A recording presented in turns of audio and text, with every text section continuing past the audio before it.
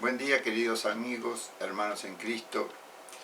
Es una alegría poder compartir esta mañana la palabra del Señor. Les invito a leer en el libro de los Hechos, en el capítulo 2, del verso 44 al 47, que dice así: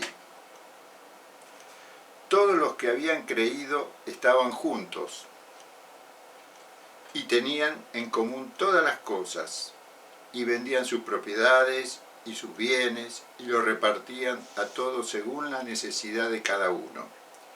Y perseverando unánimes cada día en el templo y partiendo el pan en las casas, comían juntos con alegría y sencillez de corazón, alabando a Dios y teniendo favor con todo el pueblo. Y el Señor añadía cada día a la iglesia los que habían de ser salvos. Otro texto que encontramos en Gálatas, capítulo 3, del verso 23 al 29 nos dice: Pero antes que viniese la fe, estábamos condicionados bajo la ley, encerrados para aquella fe que iba a ser revelada. De manera que la ley ha sido nuestro ayo para llevarnos a Cristo, a fin de que fuésemos justificados por la fe. Pero venida la fe, ya no estamos bajo ayo, pues todos sois hijos de Dios por la fe en Cristo Jesús. Porque todos los que habéis sido bautizados en Cristo, de Cristo estáis revertidos. Ya no hay judío ni griego, no hay esclavo ni libre, no hay varón ni mujer, porque todos vosotros sois uno en Cristo Jesús. Y si vosotros sois de Cristo, ciertamente ni linaje de Abraham sois, y heredero según la promesa. Esta es palabra de Dios. Oramos. Señor, gracias por esta palabra. Señor, simplemente queremos abrir nuestros oídos y el corazón predispuesto para poder oír tu voz. Y, Señor, explícanos bien cómo era esta primer comunidad, Señor, de fe que compartía todo, para que nosotros podamos tener una visión clara, Señor, de la necesidad de cada uno y de la fe en acción que nos permite, Señor, ser imagen de Jesús, como tú has dado testimonio a nosotros durante tu ministerio. Ahora, Señor, nos toca a nosotros hacer este camino. Ayúdanos, Espíritu Santo. Guíanos, Señor, a través de tu palabra. Protege, Señor, nuestros pensamientos y llévanos a toda buena acción dentro de la comunidad de fe que es la Iglesia. Todo eso te lo pedimos, Señor, en el nombre bendito de Jesús. Amén. Y bien, hermanos, imaginemos este texto, la primera parte del texto del libro de los Hechos que hemos leído, que el Espíritu nos transporta, así como lo hacían los profetas del Antiguo Testamento, y nos lleva al año 30, días después de Pentecostés, donde el Espíritu Santo había descendido, motivó a Pedro a dar un mensaje que tocó los corazones, y de la manifestación externa de la palabra, porque hablaban en unas lenguas desconocidas, pero que interpretaban todos los que habían venido de todas las regiones para la fiesta de la cosecha, para traer los primeros frutos de ofrenda. Y lo entendieron. Y ese día, dice la palabra de Dios en el libro de los Hechos, que se convirtieron 3.000 personas. Y lo maravilloso de esto era que en el texto que hemos leído decían que todos vendían sus propiedades y sus bienes.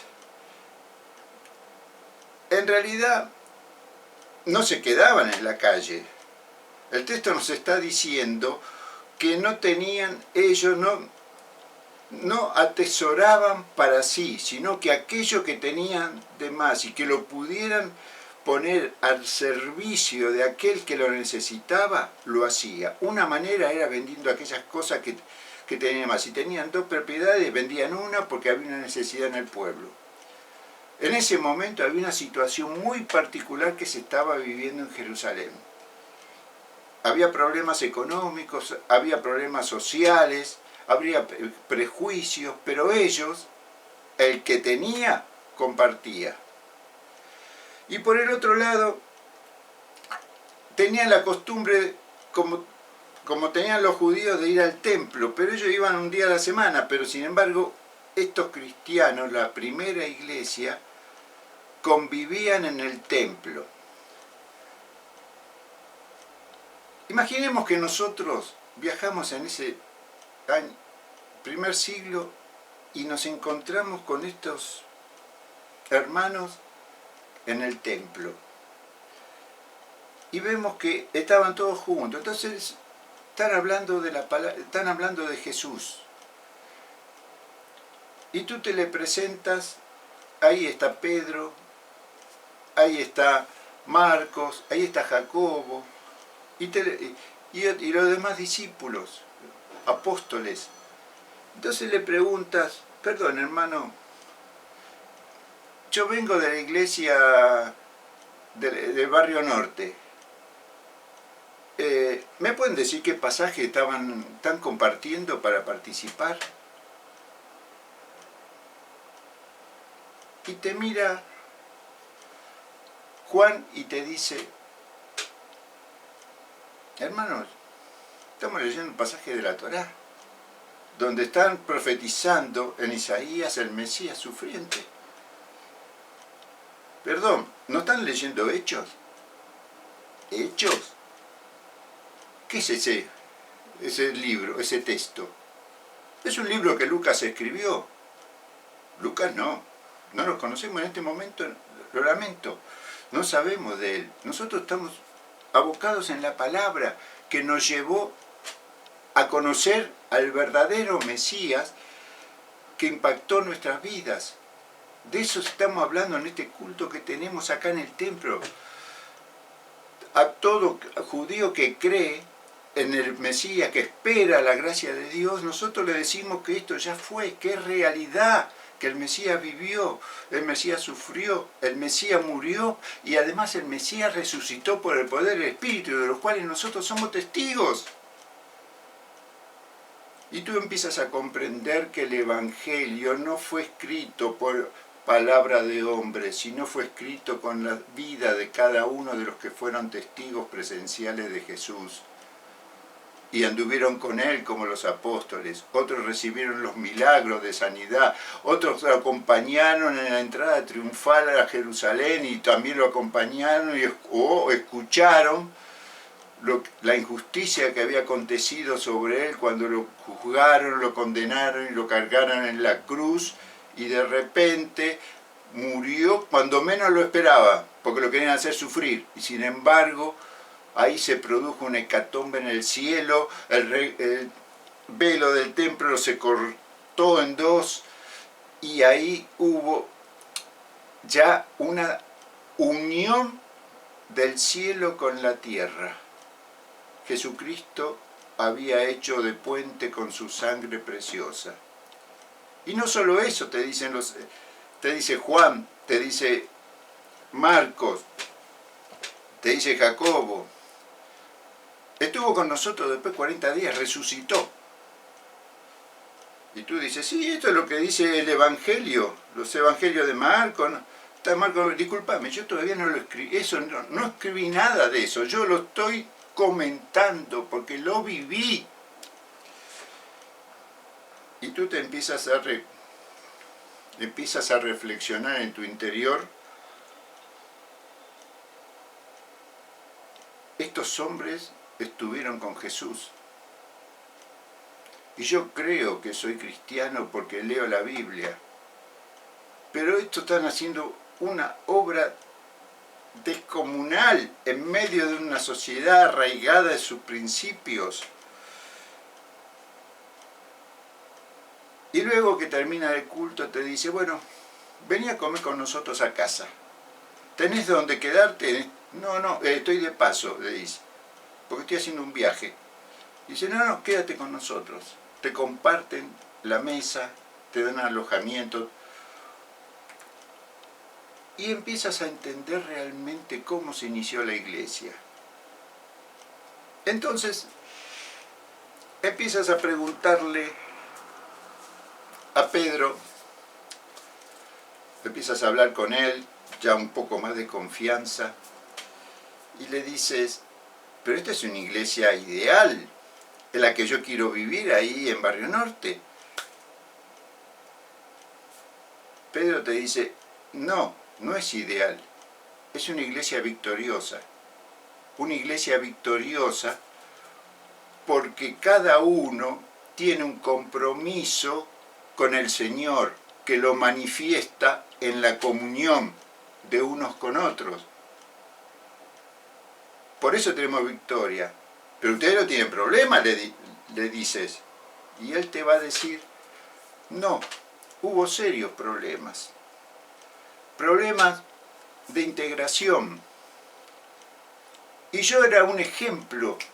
Yo era una barrera que me impidió que los gentiles se acercaran a la iglesia de Jesús. Porque para nosotros los judíos, Jesús era judío y entonces nos quedamos en el evangelio ahí y ya por tradición, y se lo dije en la cara a Cornelio cuando fui a su casa, porque el Espíritu me envió, yo no quería ir, le dije, tú sabes cuán abominable es para un judío acercarse a un gentil. Pero en ese momento, antes de que se ofenda, le dije, pero Dios me ha mostrado que a ninguno le diga gentil, lo desprecie. ¿Por qué? Porque Cristo dio la vida por cada uno de nosotros, por la humanidad, para que tengamos el acceso a Dios. Entonces, de ninguna manera puedo negar la gracia que Dios tiene preparada para ustedes.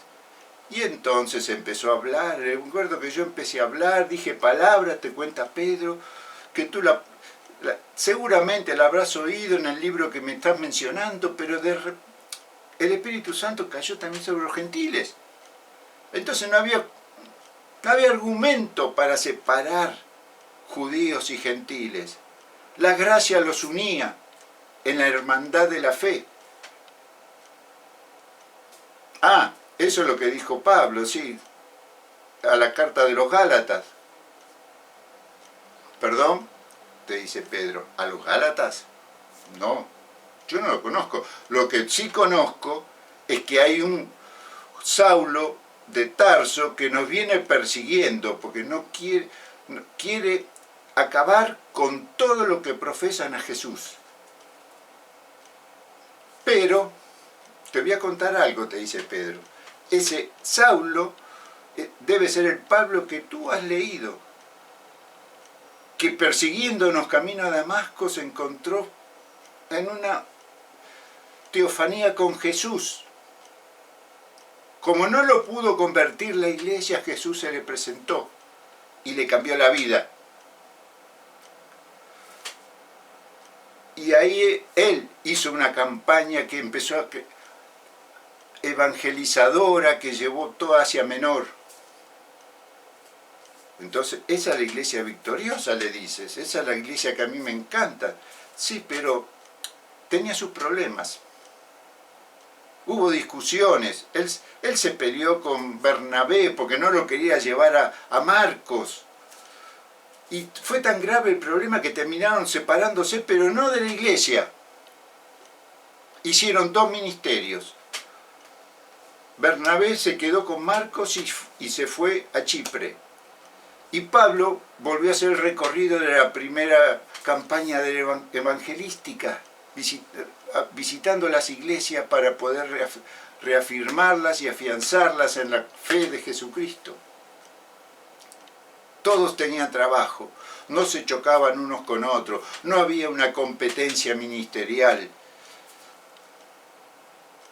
Pero no todas las iglesias, te empieza a decir, opinaban lo mismo.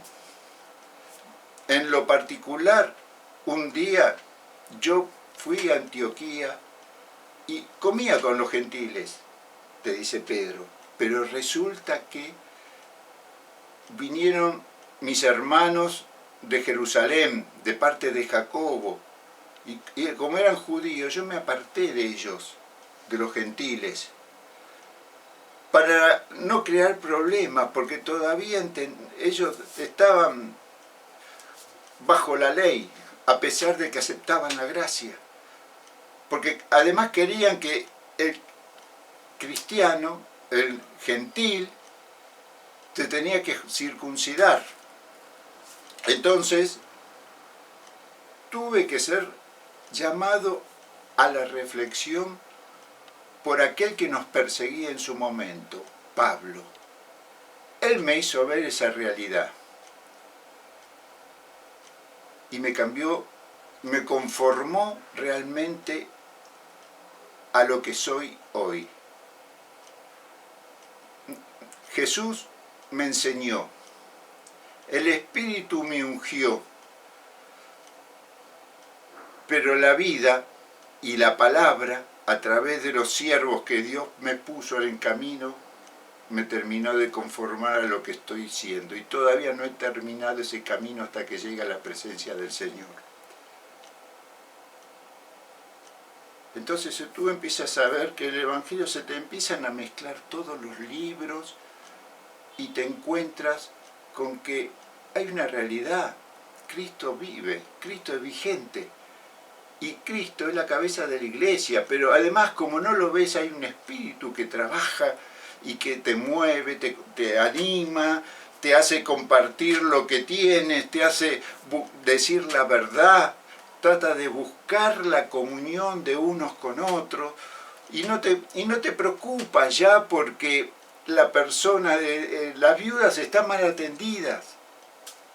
Como pasó al principio, que fue uno de los primeros grandes conflictos que tuvo la comunión de los nuevos miembros, porque como iba creciendo y el Espíritu Santo, cada vez que uno daba testimonio de esa vida en comunión, seguía agregando gente a la iglesia, la distribución de las necesidades básicas, de las comidas hacia las viudas griegas trajo problemas. Sí, por supuesto, había una diferencia de piel parecía, porque los judíos se atendían primero y los hermanas que estaban en necesidad un poco más lejos no les llegaba esa comida. Bueno, esas críticas empezaron a socavar la comunión de la iglesia y corría el riesgo de que algunos se fueran de esa fe, de esa comunidad de fe. Entonces, te dice Pedro, nosotros los apóstoles recibimos la guía del Espíritu que nos dijo, no, llámenlos a todos, hagan una reunión, una asamblea, planteen el problema, hay esta necesidad, pero no tenemos los medios, nosotros los dirigentes, los apóstoles, de poder orar, poder estudiar, poder enseñar, poder acompañar y además servir las mesas. Elijan entre ustedes. ¿Cuánto hacen falta? 7 varones, elijan 7 varones, pero que estén llenos del Espíritu Santo, que den buen testimonio de vida, no traigan a cualquiera. Y ellos asuman ese ministerio de servicio, atiendan a los necesitados, aquellos que no tienen con quién acudir, vayan ustedes y déjenos nosotros orar y seguir haciendo el resto de la tarea. Y ahí empiezas a comprender que en la iglesia no solo el pastor hace todas las tareas, los diáconos y los maestros, sino que todo miembro tiene una responsabilidad espiritual con cada semejante. Esa es la realidad de la iglesia victoriosa. Tú dirás, mi iglesia tiene defecto. Seguramente, la iglesia de Jerusalén tuvo su defecto. Era una iglesia ungida por el Espíritu Santo, pero en sus comienzos tenían una visión parcial del Evangelio. Solamente era para ellos mismos, para los judíos. Después empezaron aceptar a los gentiles, pero todavía no los convencía que los gentiles tenían que ser parte de ellos. Si no se circuncidaban, no formaban parte del pueblo de Dios. Por eso tenemos el texto de Pablo, fariseo, judío, perseguidor de la iglesia, pero convertido a la realidad de lo que es la palabra de Dios a través de todo el tiempo, porque el Antiguo Testamento y el Nuevo Testamento se unen en Jesús, en la cruz de Jesús, porque ellos miran hacia la cruz, hacia el Mesías, y nosotros miramos hacia atrás, hacia la cruz, y en Cristo tenemos comunión los unos con los otros. ¿Tenemos dificultades? Lo peor que nos puede pasar como comunidad de fe es ocultarla, ignorarla. Hay que sacarla a la luz.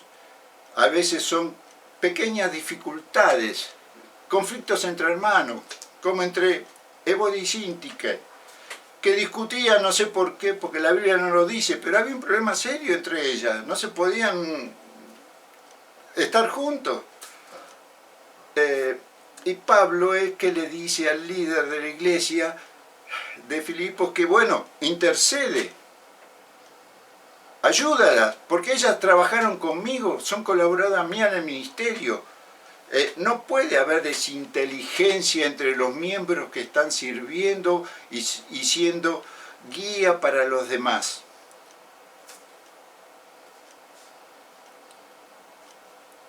La iglesia de Corintios era una iglesia sumamente carnal. Era una iglesia que hasta podíamos decir anárquica, porque ellos, uno decía, yo soy de Pablo, y tenían un grupo. El otro decía, yo soy de Cefas, y tenían otro grupo. Había otro que decía, yo soy yo soy de Cristo. O sea, cada uno negaba al otro. Entonces, si Pedro me predicaba yo que soy de Cristo, no lo escucho. Si el hermano me quiere indicar una cosa, el hermano Apolos, como yo soy de Pablo, lo ignoro. Entonces, no había comunión. Y eso se manifestaba, como Pablo lo marca bien en sus cartas, cuando se reunían para comer. Se apuraban primero y los más necesitados quedaban a lo último. Por eso empieza a explicar lo que hoy nosotros conocemos como Santa Cena, que todos nos esperamos uno con otro hasta que estemos todos con los mismos alimentos para compartir la esperanza de gloria de Cristo Jesús que regresará un día.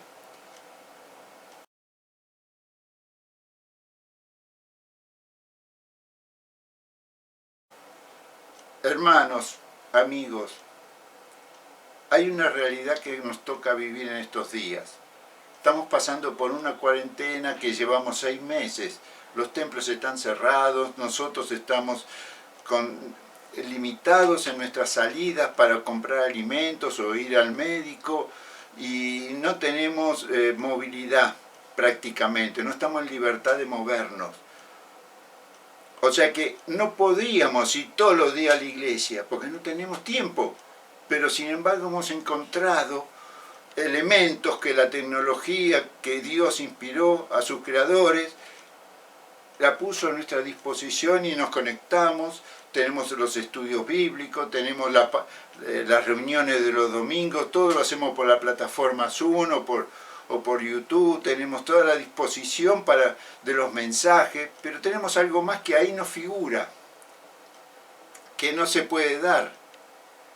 Tenemos los teléfonos cada uno de nosotros, como para poder comunicarnos, no para que decir, mirá que tenemos comunicación por Zoom para el culto, sino habitualmente, unos con otros para, a ver hermano o hermana, qué necesidad tenés, en qué te puedo compartir. Tal vez yo no pueda ir, pero puedo pedir a alguien que te lo lleve porque tú lo necesitas. Y ahí estamos viviendo lo que era la iglesia primera, lo que muchos dicen la iglesia primitiva. Yo no digo la iglesia primitiva, yo digo la primera comunidad de fe, la iglesia ungida, que superó todos los problemas, que la llevó a la victoria, que la puso como luz y sal de este mundo, y que perdura hasta nuestros tiempos y espera con ansia la llegada de su Señor y Salvador para establecer la boda del Cordero, donde realmente será verdad y realidad el reino de Dios aquí en la tierra. Esa es la predicación del Evangelio. No se predica solo con la letra, se predica con la vida, se predica con el amor, se predica con la paz, se predica con el perdón, con la seguridad de que Cristo un día vendrá por mí y me dirá: buen siervo fiel, en lo poco has sido fiel, en lo mucho te pondré, entra en el gozo de tu Señor. Cada uno de nosotros está llamado a esa esperanza, cada uno de nosotros está llamado a la comunión, cada uno de nosotros está llamado a la presencia de Dios por toda la eternidad, pero comienza hoy, comienza cada día. Hay que batallar en la fe, a evitar los dardos que nos manda el enemigo con los problemas de la vida y tratar de entrar en la palabra que el Nuevo Testamento nos ha dejado como legado de las experiencias pasadas, porque si actuamos de la misma manera como ellos lo hicieron, el resultado es el mismo. Y Dios siguió añadiendo cada día a la iglesia a los que iban a ser salvos. Hermanos, este es el mensaje de esta mañana. Es un mensaje que lo único que llama es a la reflexión y al compromiso personal de cada uno de sus miembros, desde el pastor hasta el hermano que acaba de entrar por primera vez. Acá no hay diferencia. Damos gracias a Dios que tenemos las puertas abiertas de la esperanza, de la palabra dada y además de los medios que nos permiten comunicar unos con otros. Dios nos enseñe cada día a poder conducirnos sabia y justamente, sobre todas las cosas con amor y misericordia para con los demás. Y ahí encontraremos descanso para cada una de nuestras almas. Muchas gracias por este tiempo que me han permitido hablar. Ahora voy a orar para que la gracia de Dios y el Espíritu Santo operen en la vida de cada uno de nosotros. Señor, me has trabajado mucho en este tiempo y realmente estoy aprendiendo mucho de la vida de los que me antecedieron, Señor, de los siervos fieles, de aquellos que dejaron todo, Señor, por el llamado que tú les hiciste. Y realmente el Evangelio es vida, Señor. Enséñanos con tu Espíritu a vivirlo cada día. Enséñanos a hacer vínculo de paz en la comunión con los santos. Y además, Señor, enséñanos a hacer testimonio de vida para aquellos que todavía no te conocen. Porque yo sé, Señor, que si soy un buen testimonio, tu Espíritu lo añadirá a la iglesia, Señor, porque van a querer tener lo que yo he conocido. Pero para conocerlo, Señor, debo estar en tu presencia. Recíbeme, Señor, tal cual soy. Límpiame y seré más limpio. Ayúdame, Señor, a poder hablar con certeza lo que espero, lo que creo, pero también lo que vivo, porque soy testimonio de ti, Señor.